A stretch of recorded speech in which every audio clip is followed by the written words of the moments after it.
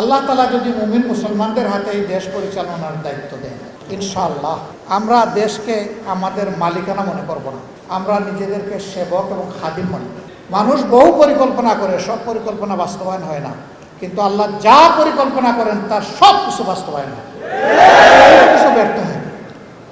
আলহামদুলিল্লাহ, আল্লাহর পরিকল্পনাই বাস্তবায়িত হলো।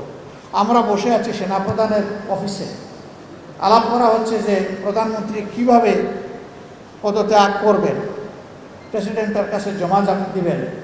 আমরা তো চিন্তা করি নাই যে তিনি বলেছিলেন যে না অমুক নাম, নিজের নাম ধরে বলেছিলেন অমুক পালায় না। তিনি কি বলেন নাই?